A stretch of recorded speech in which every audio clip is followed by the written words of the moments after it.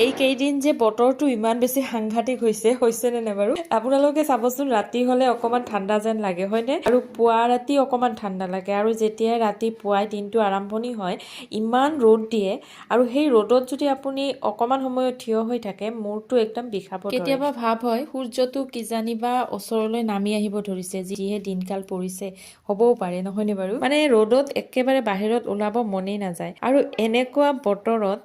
বেছিকৈ খাব কি মন যায় বাৰু মোৰ হলে টেঙা খাবলৈ খুব মন যায় আৰু সেইবাবে এখেতে ৰাতিপুৱাই বজাৰলৈ যাব ওলাওতে মই ঔটেঙা আনিবলৈ ক'লো আৰু এখেতে ঔটেঙাৰ লগতে মাছো লৈ আহিলে আৰু মাছখিনি ভজা হোৱাৰ পিছত এইবাৰ চাহ উঠাই দিলো মানে দুপৰীয়া এই গাখীৰ দিয়া চাহকাপটো খাবই লাগিব এই চাহকাপ খালেহে সতেজ অনুভৱ হয় জানেনে আপোনালোকৰো হয়নে জনাবচোন কমেণ্ট কৰি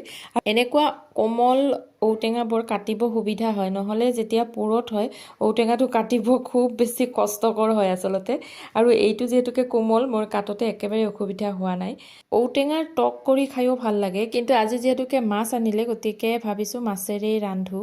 আৰু মই ঔটেঙাৰ লগত এটা আলু কাটি ল'লোঁ আৰু যিহেতু দুপৰীয়াৰ ভাত খোৱা মানুহ মাত্ৰ 3জন বেছি মানুহ নাই সেইকাৰণে ঔটেঙা কমকৈ দিছোঁ আৰু এইবাৰ মই কুকাৰত আলু আৰু ঔটেঙাখিনি বইল হ'বলৈ দিম মানে এই যে পাকঘৰটোত সোমোৱাৰ লগে লগে মই সোনকালে ওলাব পাৰিলেহে ৰক্ষা পৰোঁ জানে আৰু সেইবাবে যিবোৰ ব্যঞ্জন ৰান্ধিবলৈ বেছি সময় নালাগে তেনেকুৱা ব্যঞ্জন ৰান্ধিহে মই ভাল পাওঁ আজি মোৰ মনটো খুব বেছি ভাল হয় কিয় জানেনে আজি বহু পুৰণি বান্ধৱী এগৰাকীয়ে মোক ফোন কৰিছিল তাইৰ ফোনটো পাই মোৰ ইমান ভাল লাগিছিল আমি দুয়োজনীয়ে আজি বহু সময় কথা পাতিলোঁ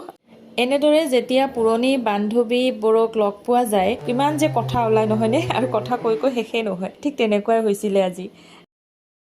যি নহওক মোৰ এইপিনে ঔটেঙাখিনিও বইল হৈ গ'ল আৰু এইবাৰ কেৰাহীটো জুইত উঠাই দিলোঁ আৰু প্ৰথমতে পাঁচফোৰণ দিলোঁ তাৰপিছত পিঁয়াজ জলকীয়া আৰু নিমখ হালধি অকণমান দিলোঁ লগতে অকণমান জিৰা গুড়িও দি দিছোঁ বেছি টেষ্টি হ'বৰ কাৰণে আৰু তাৰপিছত ঔটেঙা আৰু আলুখিনিও ইয়াত দি দিলোঁ আৰু এইবাৰ অকণমান লৰাই দিম আৰু অকণমান ভজা হোৱাৰ পিছত মই ইয়াত পানীখিনিও দি দিলোঁ আৰু যিহেতুকে